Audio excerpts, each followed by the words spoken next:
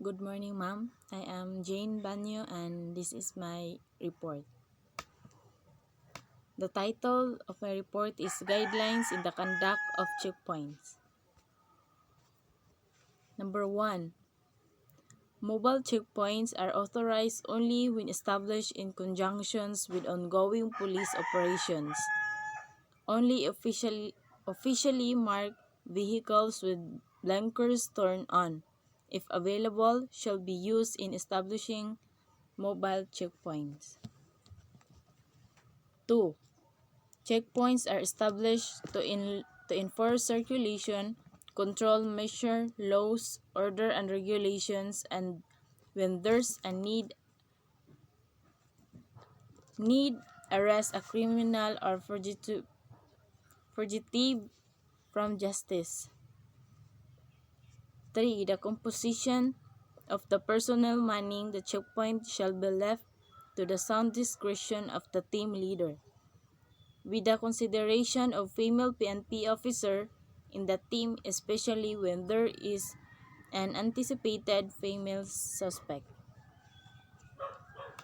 4. The minimum police checkpoint team should at least be composed of an 8-man complement, with 3 verifiers, 1 spotter, 1 team leader, 1 profiler, 1 rear security, and 1 advanced security. 5. The team manning checkpoint must have immediate contact with LGUs, Public Attorney's Office, or any member of the Philippine Bar and the media for drug cases.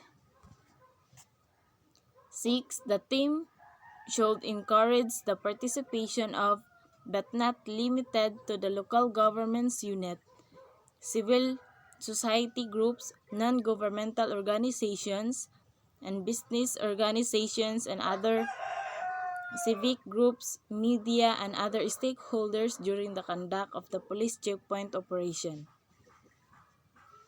Number 7. The participation of the civilian and the presence of the media in the conduct of checkpoint must be confined only as observers to give police additional eyes and promote transparency of activity in the area. Number 8. All civic groups or organizations organizations to include the media who are inclined to participate in police checkpoint must be duly registered and accredited by the PNP for such purpose. The accreditation of the civilian groups to join in the conduct of checkpoint shall be administered by the police regional and provincial office. 9. PNP personnel manning the checkpoint must have presentable appearance, wearing the prescribed PNP uniform. Likewise, the civilian members must be in their organization's uniform with their names conspicuously displayed for identification. In no case shall the civilian component be allowed to wear firearms during the checkpoint. 10. In Metro Manila and other major cities, police officer manning the checkpoint shall not wear field service uniform or black fatigues in lieu in the PNP General Office attire unless the conduct of checkpoint is a result of a hot pursuit operation or a high-risk checkpoint. The use of mixed uniform in the conduct of checkpoint is strictly prohibited.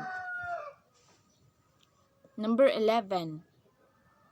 As such as possible, there are where the checkpoint shall be established must be properly lighted with a noticeable signage bearing the name of the PNP units and the participating organizations visibly displayed in the checkpoint site, to prevent any apprehension from the public of the existence of the same. Number 12. Due courtesy must be accorded to the motorist traders, and the commuters during the conduct of checkpoints. Number 13, the spokespersons must greet the people subject of inspection, extend apology to the inconvenience, appeal for understanding, and state the reason for the operation. Upon completion, thanks the person's search. Number 14, except in the actual commission of crime during the checkpoints or in a hot pursuit operation, the conduct of inspection of vehicles during the routine is limited to a visual search and therefore must be done with due respect to innocent passers-by, commuters, or bystanders and be conducted in a manner that is of less inconvenience to the public. Searches, seizures, and arrests made during the checkpoint shall be within the ambit of the law.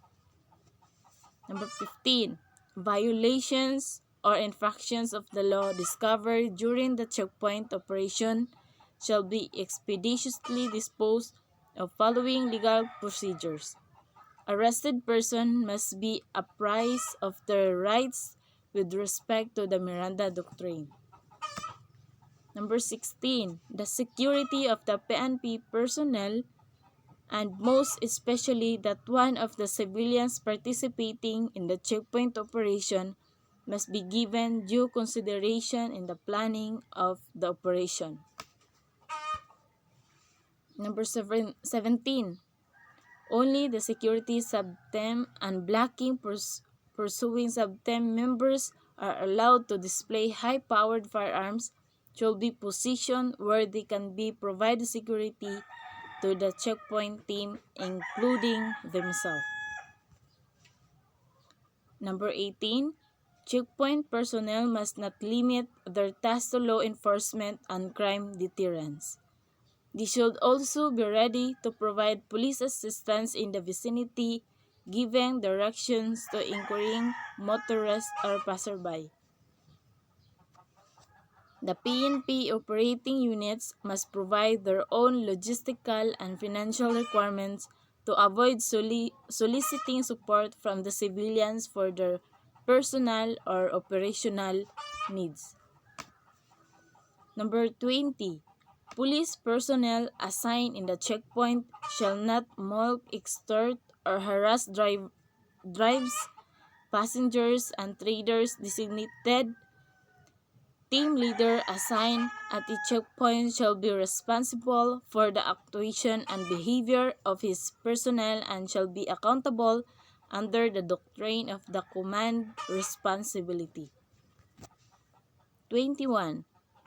The voluntarily offers of cash or in kind from the traders, motorists passing the checkpoint should be absolutely refused because of the offer might be misconstrued as a bribe.